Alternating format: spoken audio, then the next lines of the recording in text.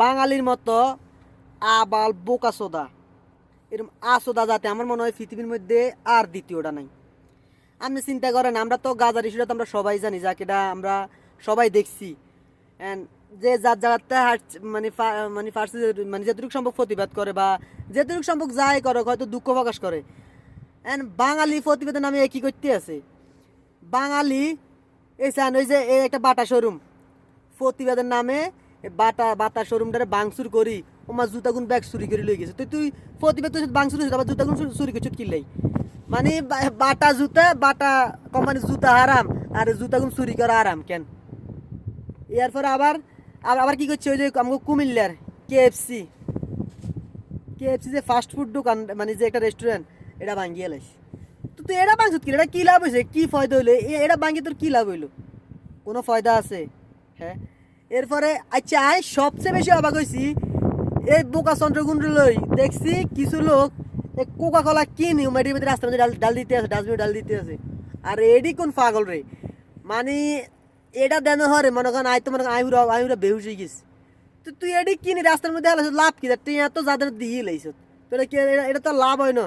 তুই না কিনতি এটা না লাভ হইতো না কিনতি, অন তুই কিনি হেলাই দিস কি ফায়দা হয়েছে? আহারে বোকা, আহারে বোকার দল, আহারে বোকা দল, আহারে বোকা বাঙালি। এরপর আরেকটা কথা হয়েছে এই এই যে প্রতিবাদের নামে এই যে প্রতিবাদের নামে তোরা এডি করতে আছো দেখেন যে তো যা করছ একটা তো ঠিকঠাক হয় না, যা যা করছ সব কিছুর মধ্যে বিতর্কিত। এরপরে মনে করো ইয়া আবার কি এখন পর্যন্ত যে যাই মানে কি বলে প্রতিবাদ যাই করছে এগুলো সব বিতর্কিত হয়েছে। এরপরে নিজেদের মধ্যে এত ঠোরাঠুরি উম্মা হ্যাঁ তারা গেছে প্রতিবাদ করতো দুঃখ প্রকাশ করতো নিজেদের মধ্যে এত কামড়াকামি লাগি গেছে। আঙ্গো বাংলাদেশের মানুষের কামড়াকামি লাগি গেছে এই এই ইস্যু লই। জামশেদ হুজুর কি পোস্ট দিছে ওমা এটার হিসাবে কিছু মানে যুক্তিদার কইতে আছে।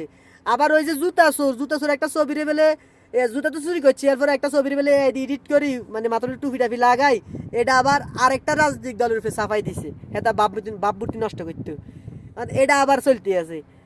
আপনি চিন্তা করেন মানে তোরা প্রতিবাদ করতে নামছ অথচ তোরা প্রতিবাদ করতে তোরা কি করতেছ নিজের মধ্যে তোরা কামড়াকামি লাগা দিছ। বাংলাদেশের মানুষ জীবনে কোনোদিনও মনে করেন একটা ইস্যুর উপর পুরো বাংলাদেশ একই জীবনেও খারাপ দিত না, এক পক্ষই তারা দিত মানে এক কথার থাকতে দিত না।